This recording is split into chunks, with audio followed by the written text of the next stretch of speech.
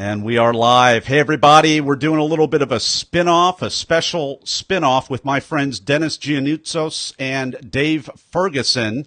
We're going to talk about BossTalk here, which is kind of a play on words because it's really about leadership, but be the talk, boss talk, it kind of works a little bit better than leader talk, and I'm sure somebody already grabbed leader talk out there. Guys, say hi. Dennis, how you doing? All the way from New Zealand today, or are you abroad? Nathan, I'm here in New Zealand, and hi everybody around the world. Great to be here. All right. Dave Ferguson, over to you, Charlotte, North Carolina. Hello, everybody. Doing good today. Happy to be here. Love it. Well, hey, I know there's going to be a lot of interest. There's going to probably be a desire to ask some questions. We are going to be recording some sessions, everybody.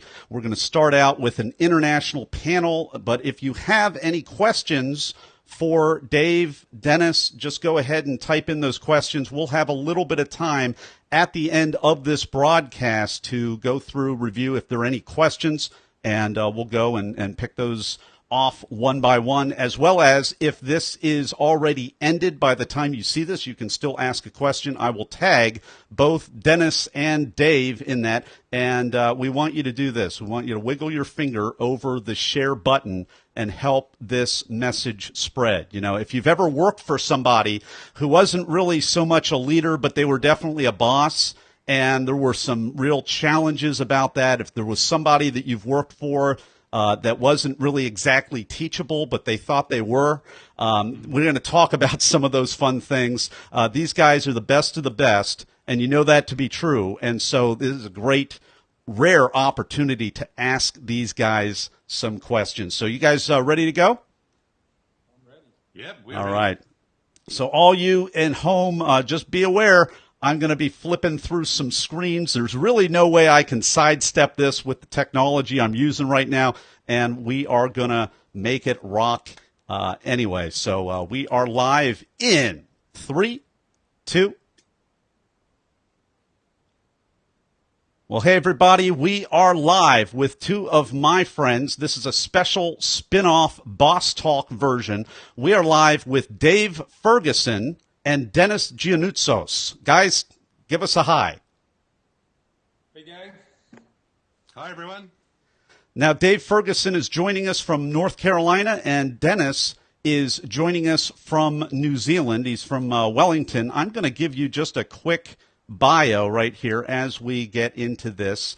And we're going to actually start with Dennis. Dennis Gianoutsos has 20 years experience developing executives and leaders globally. He's worked for HP, a Fortune 20 company, where he was responsible for the management and delivery of executive development and top talent solutions across the globe through coaching, speaking, facilitation, team building, and high potential programs. Today, he has his own successful speaking, facilitation, and executive and leadership coaching business. Dennis has served as past president of the International Coaching Federation New Zealand chapter. He's on the executive board of the National Speakers Association of New Zealand. He's the immediate past vice president of the Amateur Dance Sport Association of New Zealand. Dennis has also been featured in a book called Secrets of Inspiring Leaders Exposed, and currently is writing a book that I want to read called Leadership is Changing. On to Dave Ferguson. He's the leader's coach. Dave Ferguson is an internationally respected executive coach, speaker, and author in the areas of leadership, sales, and personal development in his signature direct yet highly connective style. Dave helps business owners, executives, top management leaders, and political leaders transform how they communicate, connect, and grow in their leadership roles. Prior to launching his coaching and speaking business, Dave had 21 years of corporate leadership experience. He engaged his no-nonsense leadership approach to coach, mentor, and develop leaders at all levels. Dave will challenge your team to make intentional choices that leverage their professional development, inspire them to become better leaders, and demonstrate ways they can cultivate and apply their skills. His mission is to equip bosses, love this, in becoming leaders, and leaders in creating their legacies. Guys, welcome to the talk today. Great to be here. All right. Thank you, Nathan. Dave, let's start with you. I really want to start with why. We know Simon Sinek always says start with why, and I'd love to hear your why. And I'd love if you could just briefly wrap that up in your backstory. I know you have a unique background. I'd love to hear the backstory that I'm not sure I've ever heard before. So please give us a couple of minutes of the why and the backstory, Dave. Yeah, so when I got the gift of leaving corporate America, I had some options in front of me, and one of the options was to, I retired fairly early. I was in my 40s, and I had some options, and some of those options were to go back into corporate America, and I really struggled with that for a little while, but I really, in my heart, felt like, you really want to do something on your own, and I really wanted to take everything I had learned myself and through other mentors and through coaching in my career, and really take all that and wrap it up in a whole big ball of wisdom and be able to share it with a lot of people.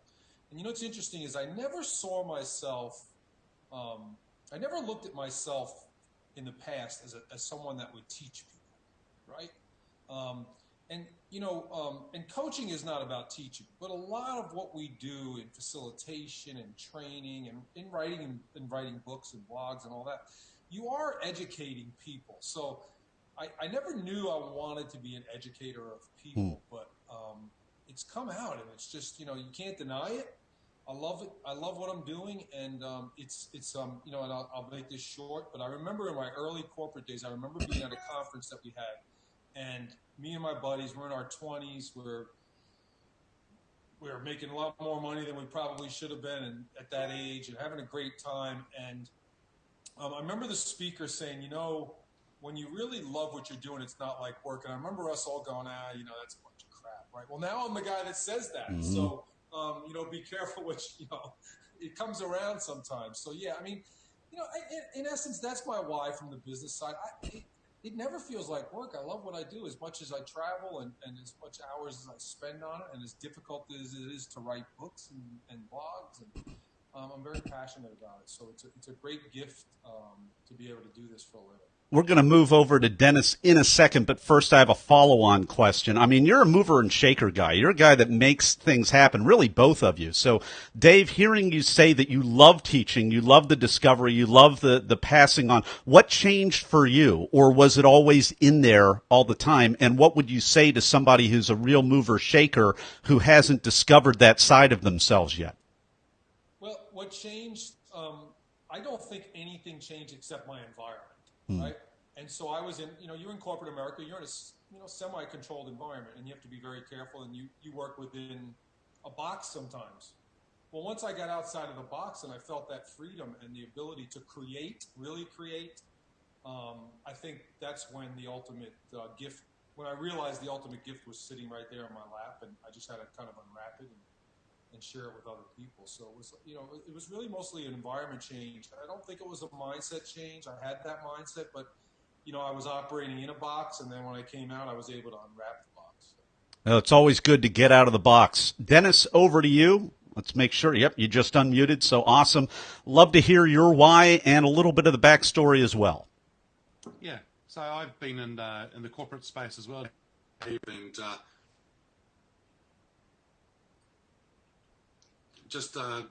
good. So been with like Dave, been in the corporate world, and had a whole lot of things that I've done, and really went from the business side into the human resources side because I wanted to follow that passion being around leadership, around coaching and helping people.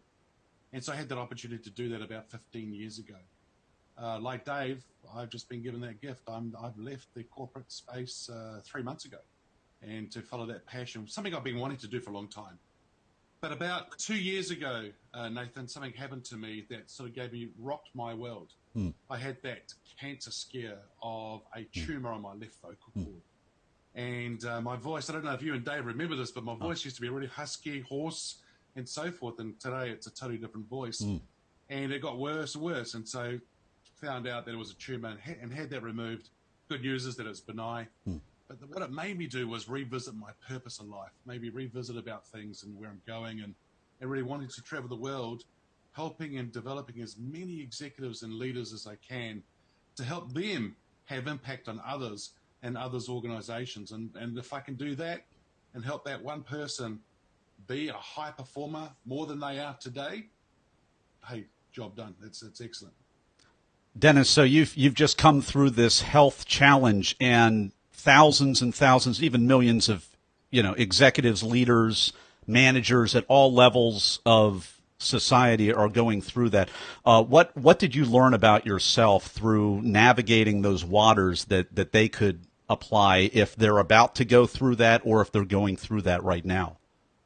Yeah, I mean, well, first of all, us guys, if I can put it that way, we sort of tend to go, it'll be all right, no problem. No, I'm tough. And we don't go to the doctor. We don't go and get those things checked out. And we leave it, and we leave it, and we leave it to either it's too late or it's something they're going to have to work really hard on to get it fixed.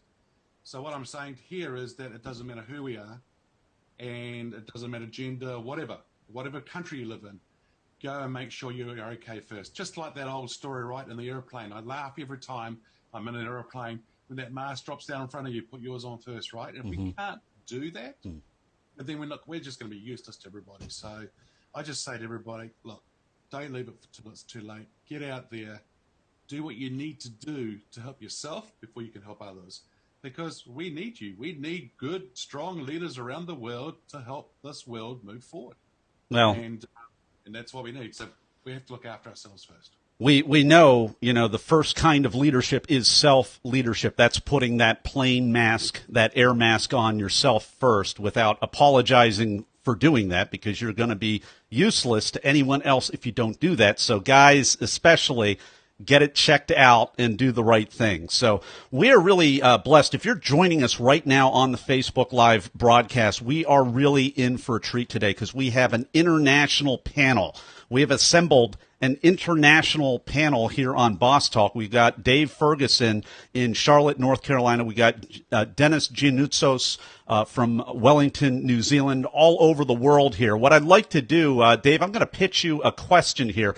I want to go after the big baddie of the question, okay? I want to talk about executives and this idea of being a boss versus a leader, and whether or not you're really coachable, teachable. What do you think in that whole space, in your experience, what is the top myth or misunderstanding that a lot of people, if they would just get it, it would really impact their results, not just for them and their bottom line, but it would help their team as well as their legacy ultimately?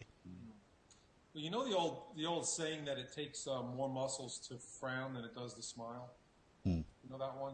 Well, I would say it takes a lot less muscles to be a leader than it does to be a boss, right? And some people just thrive on being a boss. And so when I can change the mindset around that, and really the key in my world is really getting people in leadership positions to really start engaging and connecting with their team, not just directing.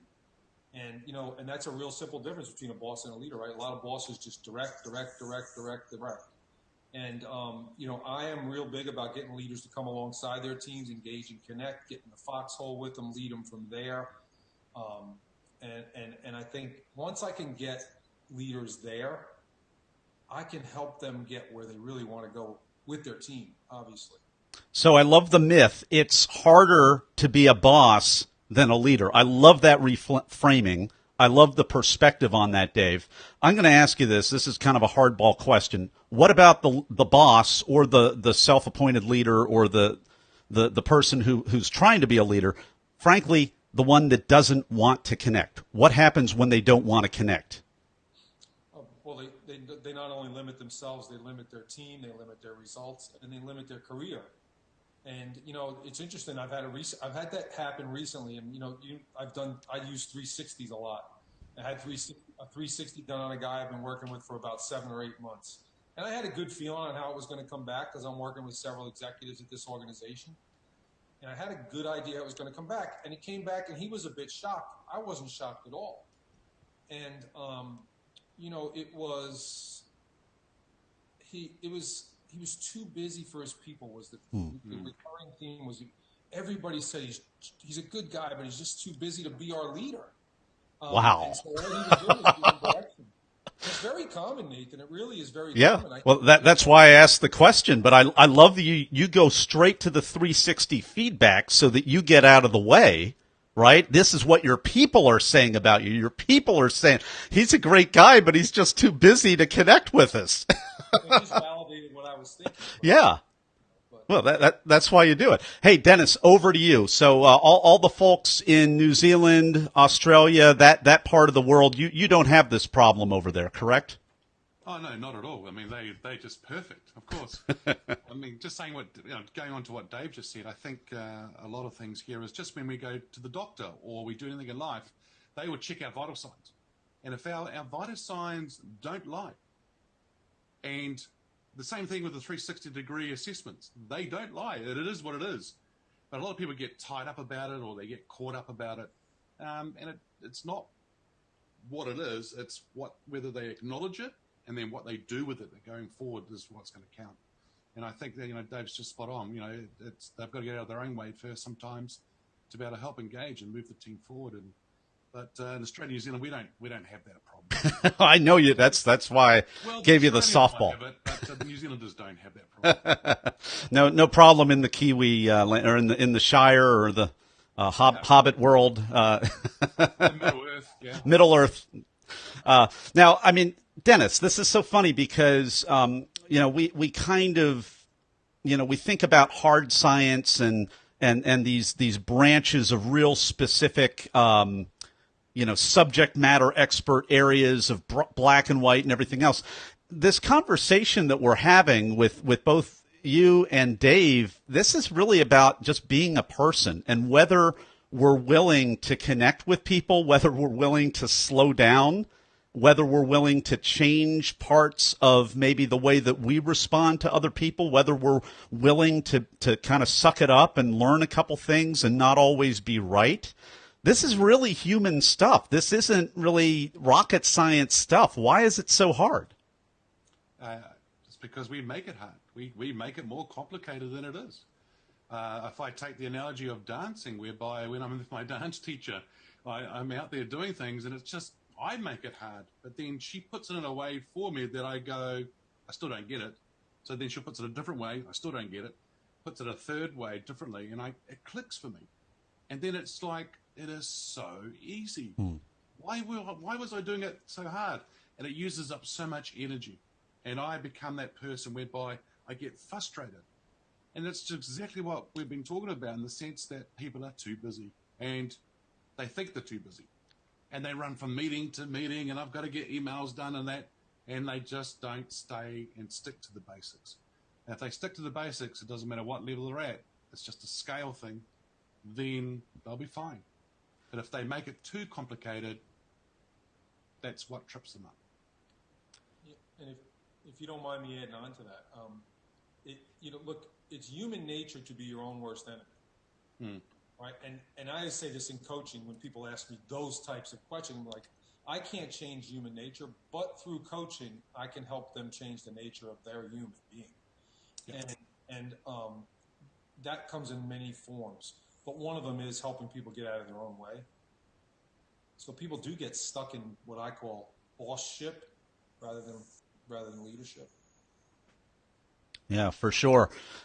Dennis, I'll give you a turn at the bat here. What's a top myth or misunderstanding that you're dealing with in your relationships with top leaders and other executives in your part of the world? They think that they're going to get a magic pill. And that pill, they take the pill, whether it's a red one or a blue one, it doesn't matter. They think they'll take that pill and next minute, ta-da, I'm a leader. And it doesn't work that way. They do need to work at it. And it's just like anything, whether you take the metaphor of sport or anything that we do, acting and theatre, the whole thing is you only get good at it if you practice. But practice it well or practice it right? You don't want to practice something that you're not doing right and you're not doing well. And so the myth is I'll just take that pill and I'll be fine. And no, it doesn't work that way. We have to be out there developing ourselves. Only if we want to become a successful leader, right? And we want to have a successful organization. If that's not your goal, and that's not what you're wanting to do, well then don't worry about taking the pill. You'll be fine. Dave? I think he's right on. I mean, people want us to snap our fingers in coaching and help them change. I always say, look, I don't carry a magic wand. I can help you put the wand in your hand, and you're going to have to create the magic, but you're going to have to come out of your comfort zone. You're going to have to be willing to do things differently. And, I have a process which makes it a lot easier for people to make those changes that I've really honed in over the last several years. So it's a nice, smooth process for them, but it's still a challenging process. Yeah, well, Dave, I'm going to pry. So for both of you, I want to see if you can identify the moment or the time in your life or the circumstances when you decided to take the pill of personal, we'll just call it a growth mindset, and being willing to do whatever the work was to begin eventually making it easier and becoming better. What was that moment like, or that period of your life like for you? In life? Yeah. Well, I was 10 years old, so I remember it. I wrote about it in my book a little bit. When I was 10 years old, without going into my whole background, I felt like I was alone. And I say that, and you always hear the statement, people saying that they were dirt poor. I say I was in quicksand, and I was full of envy as a kid because I grew up very poor in a very wealthy part of the United States, and so I had a lot of envy. So envy makes you do one of two things, right? Succumb or climb out. And so I said I came out of the quicksand, and I realized at that point, at that early age, that in essence I was really on my own. So it was persevere or die for me. So any dream I had would die if I didn't persevere, and I still really operate out of that mindset. And it's healthy for the most part. Sometimes it's not, but that for me, it's I go back to when I was a 10-year-old boy, and I just realized, man, you're pretty much on your own. You got to, if you want to live your dreams and do what you want to do and have a great life, you got to jump out and go do it. So I really at that point broke most of my fears.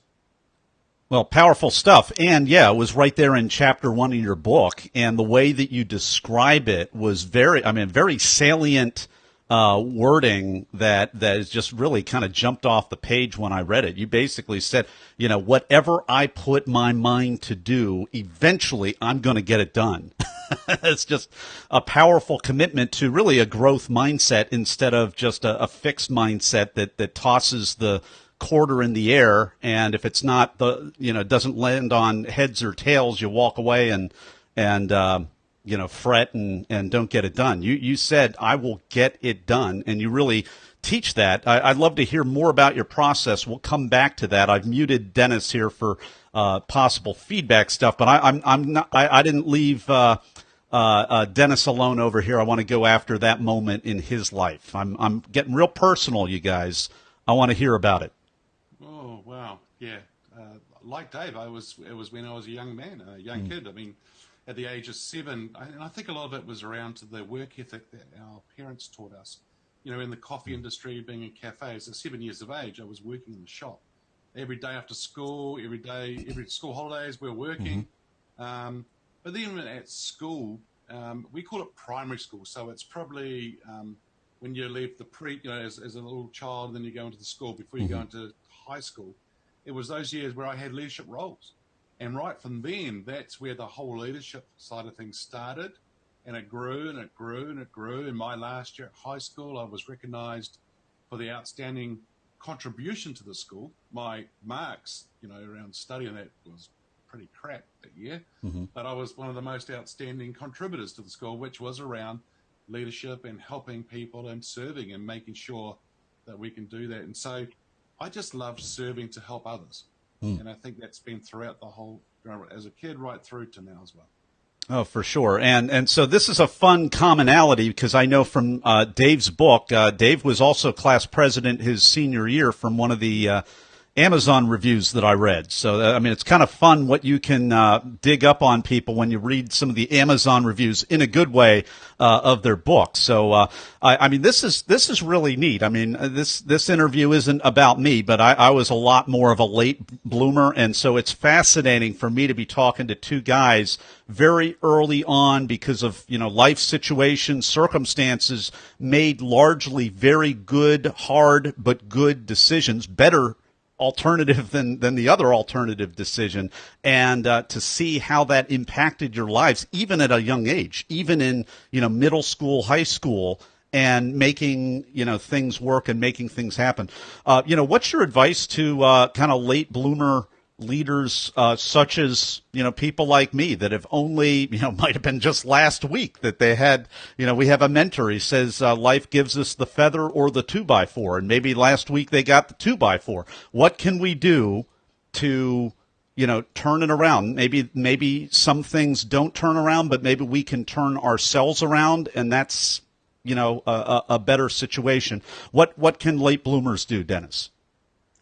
Well, first of all, and Dave, I'm not going to speak for you, but for me, you never stop learning. Number one is that we're always still learning, right? And I know that Dave would be the same. We're always doing that. Number one. Number two is sometimes that 4x2 happens to us because we need to do something else or go and get out and do something. And it's never a nice thing when it happens, but sometimes we got to look for the silver lining and move forward. Yeah, at times it sucks that things happen to us, but hey, all I would say here is this: go out and develop yourself. Get around the people who are already successful in that space and whatever it is. Go and learn from them. Surround yourself with the right people. Have the right inner circle around you. Go and learn, develop yourself in sense of investing, if you can, the money to go and get a coach. Go and get some mentors. Go and do some development and read books. Get Dave's book, read it. Get onto these kind of podcasts. Listen and learn. Take notes, but also understand what does it mean for you as you're writing those notes. You know what, Nathan? I find a lot of people don't even take notes. They just sit there and they're in meetings and they're like this, and I'm like, well. And I said, you should be taking notes, not because to take notes. It's not that. It's because there could be one word, there could be one phrase, a quote, a comment, an experience, a story that could change your life and change other people's lives because you've heard that one thing. And if you and I walk out of this room today, well, then we forget it pretty quickly because we're human.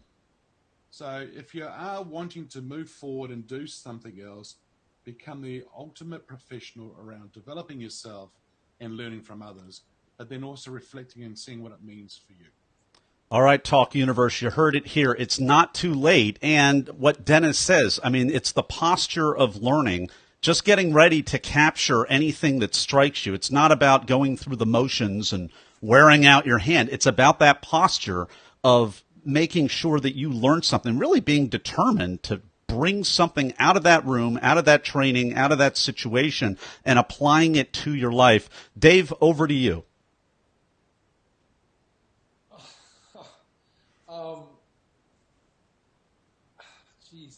I find that, I wrote a blog a couple of weeks ago on because I get this question all the time. God, Dave, how do you lead these millennials?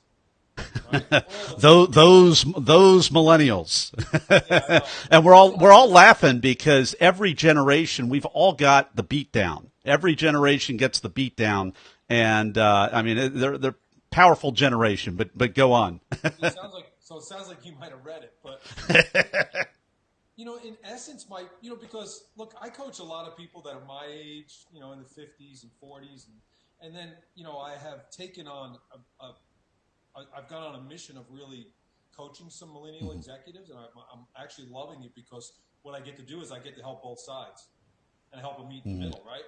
But what I wrote about a few weeks ago was that it doesn't matter what generation. The only thing different between the millennial generation and the generation I'm from, is the media and social media. Leadership is leadership. I would be teaching, if I was teaching leadership 30 years ago, I would be teaching it the same way. I'd be using the same system and the same program I'm using today, maybe with some fancier words, right? Catchphrases and things like that. But I would be teaching it the same exact way. That's why I said it's simple. It doesn't take a lot of muscles, right? And so I guess I answered that broadly for you because if someone brand new to leadership too, it's the same exact thing. Leadership is leadership.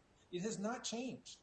The only thing that's changed is, in my opinion, is we're so media driven now, and it's so easy for people to put all kinds of things out. Is that leadership scares scares people.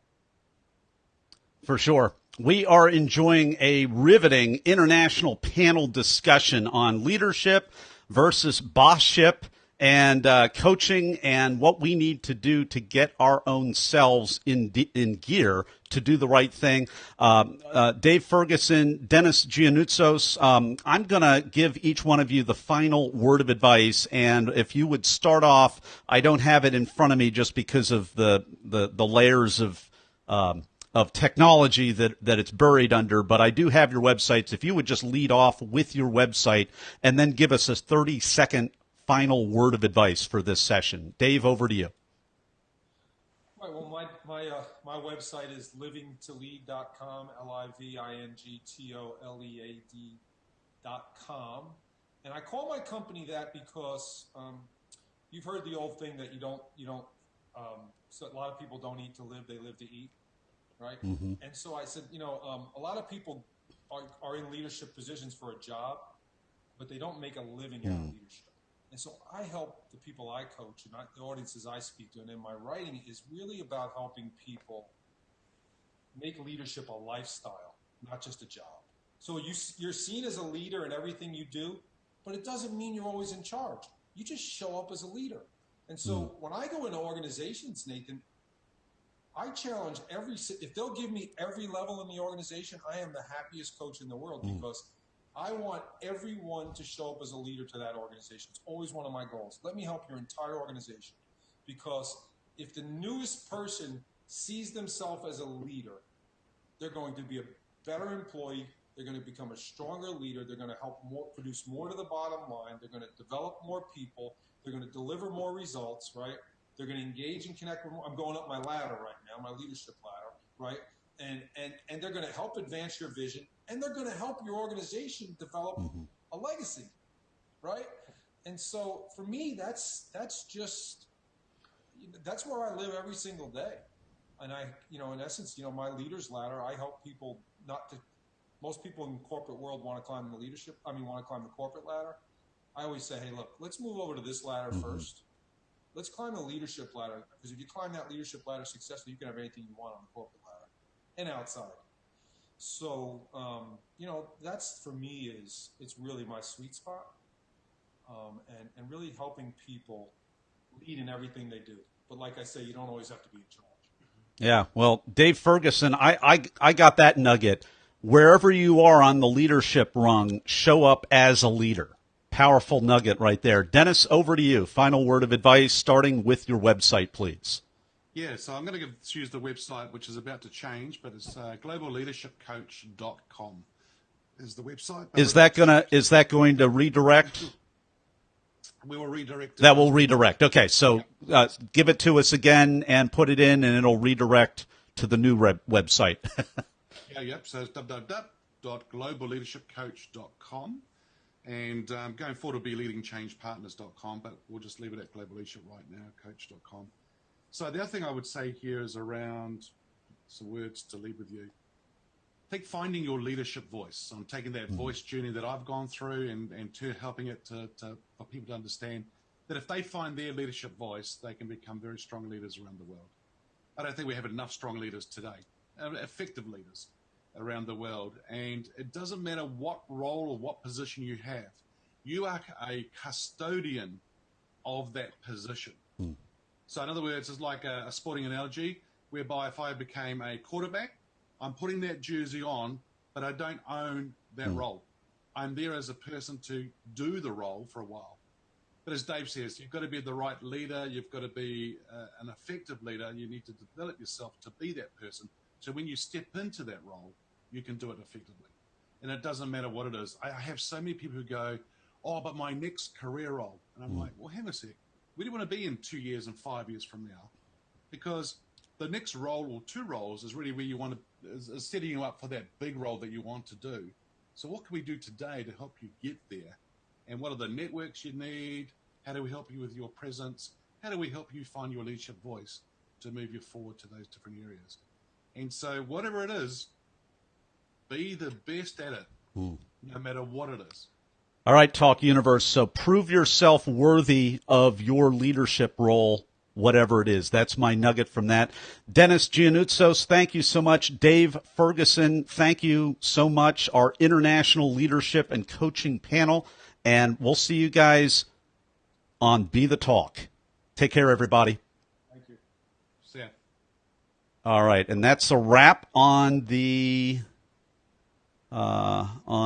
leadership panel. And what I'm going to do is keep. Oh, we just got a little love heart from somebody online somewhere. Thank you. We love the love. We're feeling the love. What I'd like to do, we went a little longer on that just because it seemed to make sense since we're logistically coordinating all that. It seemed to me let's go a little longer on that. I'd like to do an individual short with both of you individually. And I think we have about 10 minutes, 12 minutes left in the hour, so I'd like to keep it to about 5 minutes, but get you at least a little individual short on that, if that works. And then we'll just we'll keep on digging here. So let's do this. I am gonna. So the toughest thing with this software is I have to go over here. So I want to get. I have such a fun time interviewing some of my guests and kicking off the bio. Instead of the real bio, I just put in nuggets of really awesome Amazon reviews that somebody else wrote, which is a killer third party. I'm third partying somebody else's third party referencing, and then we'll tee Dave up for a little short. Is that okay, Dave? I kind of let this out of the bag already, so you kind of know where I'm going with this, but it's all good. And by the way, if you're watching the Facebook Live, we're going to be done at the top of the hour, maybe a little bit after. I don't know the other guys' schedules here, so they may not be able to stay. But if you leave a comment for either or both, they will eventually. I'll tag them on this. They'll get back to you on it. So it looks like Dennis may have a conference call of some sort, so I will make great haste on this. Or is that a shake or not? Or that's in New Zealand. This is a shake. That is a shake. Okay. This is a nod. Okay. So do either of you have a super hard stop at the top of the hour? Just so I know. No.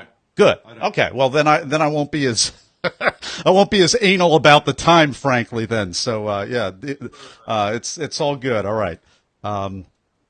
Cool. All right. Well, let's do this. It's a little hard to appreciate for anybody else. I'm going to be a leader and stop whining about all the technology and all the windows and all of this, but I'm still trying to figure out which buttons to push and which things to scroll and everything else right here. So it's a little. Nathan, I just want to recognize you. You're doing some awesome job. Well, hey. Awesome to see what you're doing and how you're bringing various people onto the call and helping others learn from that, which is really great. So well done, my friend. Well, this is a more appropriate context than the first time I started doing this, which was about 7.5 years ago in Florida at the lunch line.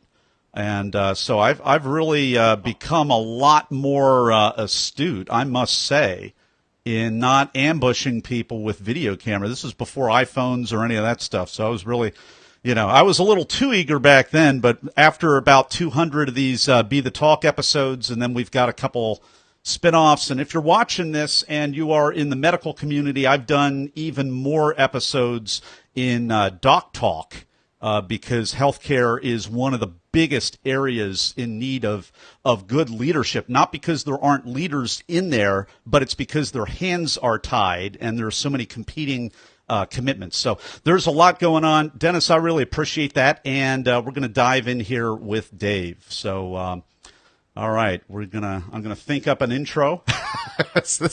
I don't do too many boss talks here, so this is going to be fun. All right, Dave, we are back live again in 3, 2.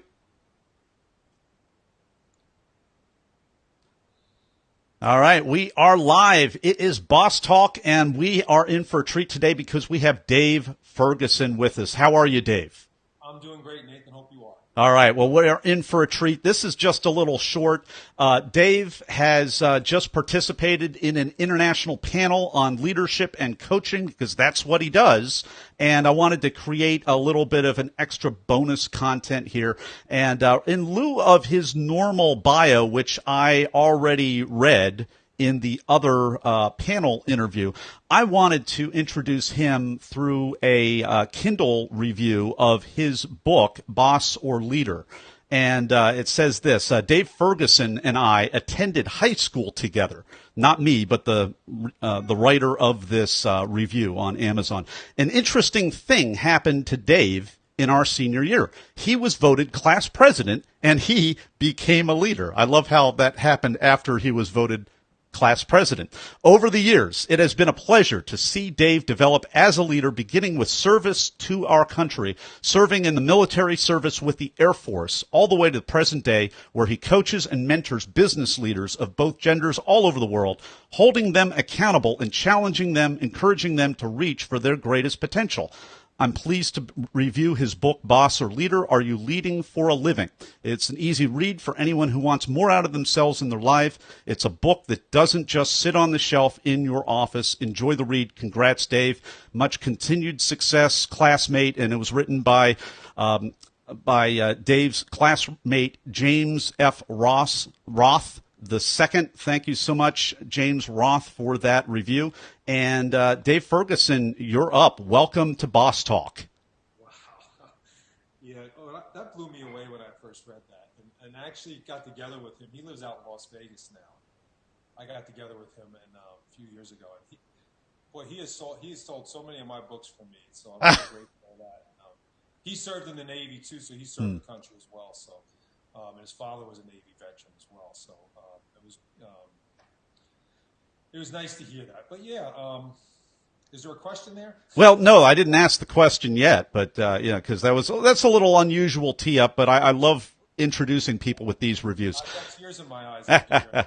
Well, hey, talk amongst yourselves. Don't be verklempt. And here's the question. I mean, we've already talked on this panel discussion on some of the deeper issues. We're going to keep it light, but in just a couple of minutes, if you could just give me a turnaround story, I'm going to ask you, what's a recent turnaround, either for you personally or in a client that you mentored or coached, someone that came into a situation that didn't look so great, but they made the decision to work on themselves and they've got great results. I'd love to hear a happy turnaround story. Yeah, I've got several. So I'm going to think of one who's actually still turning around. In process. They're the best kinds. Well, no, he's gone through the process several times, and I think we do at different levels of where we are in our life and our career. And with me, he's going through kind of the second generation of it right now. And the first generation, I've been working with him a little over 3 years now. And he's an executive in a very large organization. He heads up sales for that organization. It's an international organization, and it's a very challenging job. He's got a lot of direct reports. But his turnaround was really going from, and just to go back to my book, I mean, in essence, this happens in my life so much, which is why I wrote about it, is that the first change for him was the process of going from boss to leader. He was mentored by bosses his whole life, didn't understand the difference between bossship and leadership. And so I literally did help him in the first process, was to understand my leader's ladder, and then to be alongside of him through coaching and through inspiration of helping him climb those rungs with his team, but also in a 360 direction, right? So not only just with his team leading down, but leading across and leading up. And so that was the first shift, which he did very, very well. It took time. I would say probably took a good 2.5 years of that. So he was in for the long run. Didn't go without pain, didn't go without failures, came with a lot of lessons, but also came with a lot of wins. And one of the things I do with people all the time is make sure that I call them gates. I set really small gates for people. And so every time we go through a gate, we celebrate. right? And so we don't set this big, huge goal. Like a lot of coaches have these people set these huge goals, and there's no celebration until you get to the goal. In my world, man, we celebrate all the time because you're going to go through a gate sometimes just in between our meetings or phone calls, right? And so I like to set him up that way. So we set him up a lot that way. Now, recently, he's taken on some more responsibility because someone retired. And he's still got the current role, but they've now broadened the responsibility. So he's got more direct reports. He's added more to his team. They're not used to his style.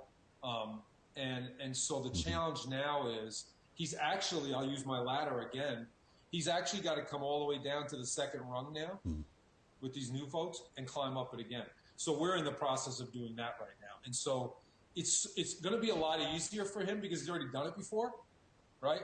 But he wants to really run up the ladder, and I'm not letting him. So he's going to keep one foot on the foundation as he climbs up to the next. So each rung below is a foundation for him. So he's always got that foundation for the bottom foot, and then the top foot goes to the next rung. And so I don't let him run up the ladder. It's not a drill; it's a process. And so he's doing really, really well. And you know, it's great to be part of it. It's great to watch it. And it's interesting. I met with the CEO and the COO of that organization, who I used to coach, but I meet with quarterly now because I'm coaching quite a few of their executives. And we had a session, and they're seeing it, which is you know, when they're seeing it, you know it's working. It's nothing better than that. So my one follow-up question at this point is, you mentioned a little while ago that he didn't have too many good role models, that he had bosses in his life, but you showed him how to be a leader. My question that goes through my mind, Dave, is that's got to be model. So who was the model? Were you the model? Did you identify models? How did he find a way to model leadership as opposed to being a boss? Or is the assumption of my question totally wrong? Well, when I do my first rung with them, which is my first rung is recognize leadership as a priority. That's my first rung. Okay. What I literally do is I put a mirror in front of them, and they become their own model. Okay. And so they watch themselves. They sense how it feels. We get feedback for them. I provide the encouragement, and I provide the guidance system and the conversations, and we have all kinds of conversations around, we do a lot of role playing. And so he really is the model. I don't have them seek out models, in essence, because I think it's hard to seek out a model. I think you have to find that organically. And in some cases, this is an organization where very old school, and there was a lot of bosses in the organization. So it's one of the reasons I've got such a long engagement with them right now is because they realize they've got a major gap in leadership, and we're trying to close it, but it doesn't close overnight. Of course. So, wow. Okay. I love when I ask a question and then we have to back out of the question because the intent of the question is a little different. So I learned something, and that's because I'm committed to growing and learning just like both these guys Talk Universe, and you should be too. Dave Ferguson, thank you so much for spending a few minutes and joining us with Talk Universe today. Your website is Living to Lead, living the word to T-O, lead.com. And any final word for Talk Universe today? Hey, Nathan, thank you for having me on. Dennis, it's great to see you. And Nathan, I love what you're doing, man. It's awesome. I don't know how many people you've interviewed, but boy, you've interviewed a lot more people than I've coached, I'm sure. So keep it going, and let's stay connected. Hey, Dave, thanks so much for sharing your wisdom today with Talk Universe. Thank you. All right. So that was 9 minutes, so that's okay if you guys don't have anywhere to be. That's cool. I'm learning. I'm growing. Our friend Dave Gambrell says he has a question. How did you score these two powerful dudes on one broadcast? Amazing. Well, frankly, Dave. Not sure. It's real simple, Dave. He asked us. Come on, Dave. Well, actually, Dave is awesome. Dave Ferguson, man, you saw what I had been doing here with Be the Talk, and you started commenting, and then you were persistent enough. I'm like, I gotta find a way. got to find a way to broaden what I'm doing here. With everything. But to answer a couple of questions, we're in between our final recording session. We're going to do a 10-minute with Dennis here in a moment. But a couple of you guys are asking, how many are you up to? I think I'm somewhere in between 215 or 220 interviews for the Be the Talk podcast, and it's really a lot of fun. I'm going to be meeting. I'm excited because we're all committed to growth and investing in ourselves. And one of the programs I invested on was the guy that really pioneered the 7-day-a-week format about 6 years ago. And there's a podcast conference coming to my city. And frankly, I'm not going to the podcast conference because I'm too busy with the 7-day-a-week podcast as well as some of these bonus things. But I am going to the meetup, and I'm going to meet some new podcasters and people that I've really learned a lot from, and they were generous enough to allow me to learn the process and invest in what they were doing. So, hopefully that answers a few questions out there. But I'm just fascinated and excited, and I love bringing a lot of you guys don't know this, but I used to teach graduate school in a new field that emerged around World War II called instructional design. And so that's the whole science of how do you talk to a subject matter expert? How do you help the subject matter expert unpack all of this unconscious knowledge that they have built up, that they're so unconsciously competent that they're no good as a teacher anymore. So, we talked, Dave, about, hey, how can you teach other people and, all of that. You got to be real conscious to be able to teach other people. And some of us in our siloed expert areas, we just learn so much that we lose the patience and we don't want to teach other people. So that necessitates an intermediary person to come in there. And usually it's, it can be a little bit of a bloodbath, metaphorically speaking, just because of the silos and the politics and the egos and the lack of learning and the lack of, being open.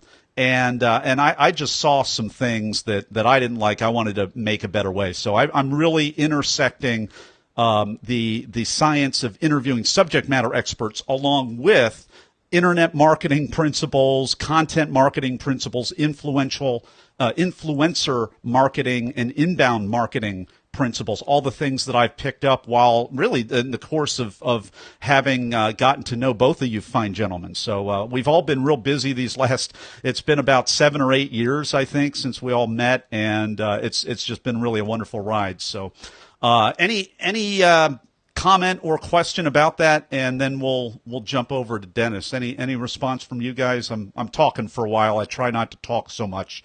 That's why I like doing this. It teaches me not to talk so much. I would just say you can't make a difference in a box, Nathan. You really have just blown out of the box, man. And it's been 7 years, I think, next month, right? I think so. So you've just blown the box apart, man. It's great to watch it. And yeah, you are. He's been the talk. I mean, he's doing it, right? So that's pretty cool. I don't know if you know this, Nathan, but Dave and I have this healthy competition between the two of us to see who's going to get the domain name based on what we're talking about. So he knows, he's laughing, he knows. So when we were together in Orlando, we were talking there. Both of us had our laptops out with others, talking away. And as they're talking, he and I are buying up these domain names based on different topics coming up. And I think, Dave, recently you put a post on one of my posts, a comment that you said, wow, do you have all these domain names on these topics? And I went, I didn't even answer. I think Elizabeth and Deb, they did that, and they went, of course he has. Yep, I already had them. I love it. Those originals, by the way. So you have, whenever you guys start talking, it's an internet gold rush. I love that. I think when I started, when I went into my GoDaddy account and I started scrolling page after page of domains that I had purchased and had no product, no brand, no talk, no keynote. I had just got it to get the domain. I started divesting myself of about 50 or 60 or 70 of those domains. So I think at this point I only have about 15 or 20 maybe. maybe less than that. So I think it's, hopefully with you guys though, I mean, you're always launching stuff. You're always given amazing keynotes. You're always, truly being thought leaders all over the place. So you could have, a real purpose and a plan for every one of those things. I'm completely convinced of. Well, I think a lot of those things is that we think about ideas as we're talking together, or even, the shower. This idea comes to me in the shower. Wow, got to get out, got to write it down, and it's not. I may not use it, but it could be a landing page. It could be a workshop. It could be something that we do. So. Yeah, it's really quite cool. But once you've got it, you've got it. So yeah, or it's a redirect, like you just put on us. I'm trying to. Yeah. I can remember Dave's domain name because he doesn't redirect it around and give me like 2 or 3 when I ask for it. So hope you'll forgive me for that, Dennis. But hey, I'm ready to get your segment here if you are, sure. And I'll ask you the same thing. Turnaround questions. So. Very good. And I am going to let's pull up your, let's get over to Dennis's bio. Where is Dennis's bio? There it is. Okay. And I'm going to scroll it. If we start, Nathan, the other thing too is with my surname, right? It's not always easy to say or spell. So that's why I'm having to look at something different. So yeah, all good. Oh, for sure. All right, so now I'm gonna switch it in, switch it back. All right, we are live in 3, 2. Everybody, welcome back. We are live with Dennis Gianoutsos. Dennis, are you ready to talk? I am ready to talk. All right. Well, we're going to do a add-on short interview. Dennis was just participating in this international panel. We were talking about coaching. We were talking about leadership. We were talking about all the thorny issues, and we were talking about it with another special guest from the other side of the world. You're going to want to check out that lengthy interview that I had, and Dennis Gianoutsos has 20 years of experience developing executives and leaders globally. He has worked for Hewlett-Packard, a Fortune 20 company where he was responsible for the management and delivery of executive and top talent solutions across the globe through coaching, speaking, facilitation, team building, and high potential program. Today, Dennis has his own successful speaking, facilitation, and executive and leadership coaching business. Dennis demonstrates a strong passion for assisting leaders in finding their leadership voice, reaching their full potential, and leading change. Dennis has served as past president of the International Coaching Federation New Zealand chapter. He is on the executive board of the National Speakers Association of New Zealand, and he is the immediate past vice president of the Amateur Dance Sport Association of New Zealand. Dennis has been featured in a book called Secrets of Inspiring Leaders Exposed, and currently writing a book called Leadership is Changing. Dennis Gianoutsos, welcome back to the talk. Thanks, Nathan. Great to be here. So Leadership is Changing. You're writing a new book. What's in the book? I'd love to hear any kind of turnaround stories or just wisdom of your upcoming book. Give us a preview if you would. Well, I think that a lot of it is around leading change, right? There is so much change happening in a disruptive world, whether it be digital and that. There's so much happening for us that a lot of people and a lot of leaders are sitting there more stunned and shocked and frozen and not sure what to do. So for that to happen, we need to lead that change. But before we can do that, we need to change as leaders. And so the whole thing around leadership is changing. The environment's changing. Social media is out there. We've got no borders now because we're a global sort of, with social media and digital, it's all global. And we've got all these different genders. We've got sorts of different cultures, generations that we need to handle. And so leadership is changing in that sense. And so how do we as leaders lead that change and make it go forward? For sure. And there's all kinds of change. What do you think is perhaps the most disruptive change going on right now, just in terms of, maybe the business community, and what's the biggest maybe unseen threat to potential leadership of individuals in the business community? I think the biggest thing is that we've seen businesses go so quickly, and it doesn't matter the size of the organization. A lot of it is because these organizations or their leaders have these blinkers on, right? So you know how you've got that analogy of a horse racing and they've got blinkers on and they can't see other things to the side? A lot of the leaders have got that. In fact, they've got the blinkers right across their eyes and they can't see a lot of things. And so something can happen whereby an app or another business comes along and it smacks this other business from behind, and they just get railroaded and they have no idea what's happened. And they sit there like, you know, deers in the headlights of a car coming going, what just happened? And so if the leaders aren't aware of what can happen, what's happening for their own industry, then they're going to lose. I mean, Kodak is a great example of what happened years ago, right? And it just really, really knocked them big time.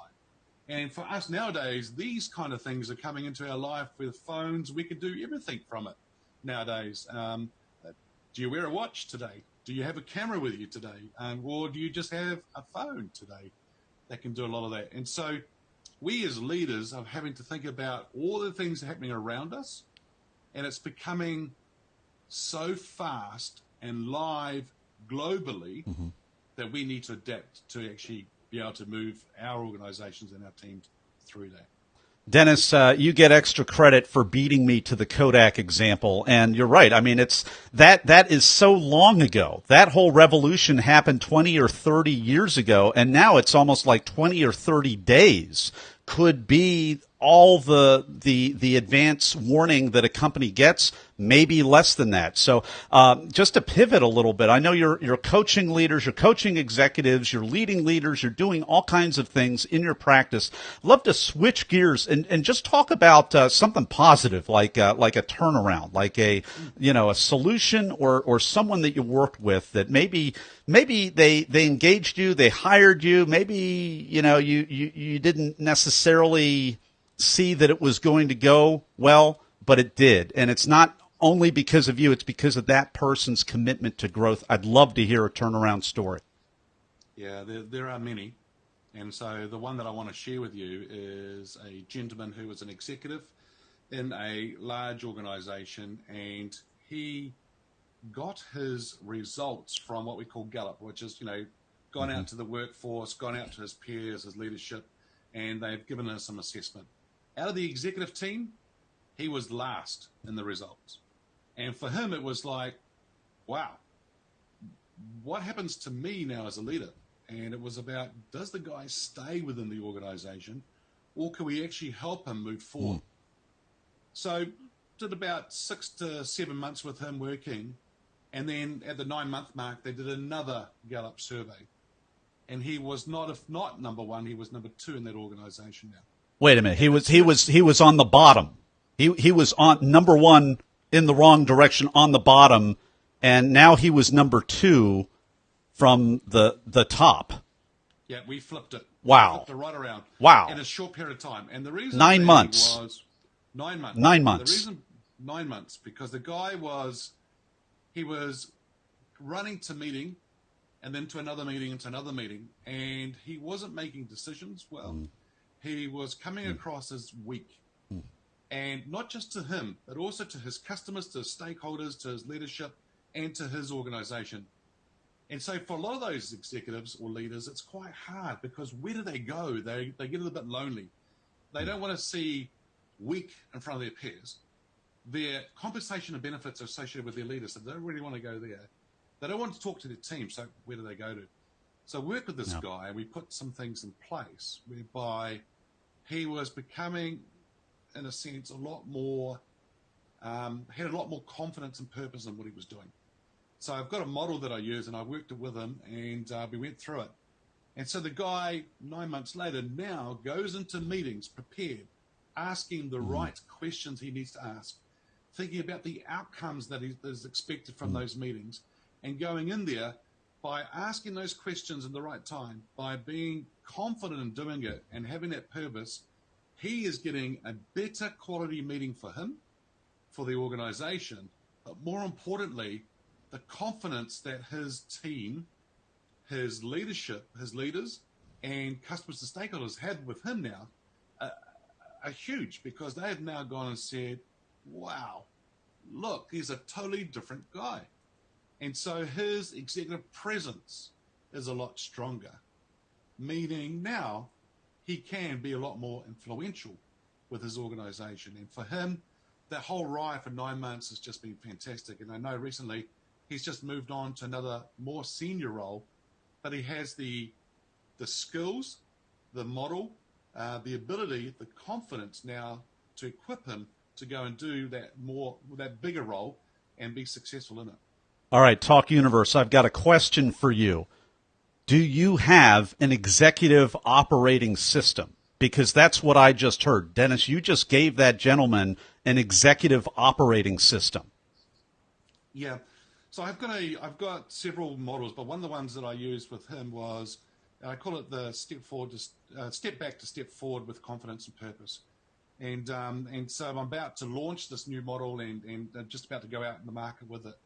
But it's more about people actually taking time to stop, because we're so busy and there's so much noise going on. Just stop. Now step back. Then I get them to reflect and think about things, what's coming up and what meetings they've got coming up, what questions they might want to do, pull an action plan together, and then here's the next step: execute on it. Mm. Wow. And so they go and execute on it, and then they step forward with that confidence and purpose.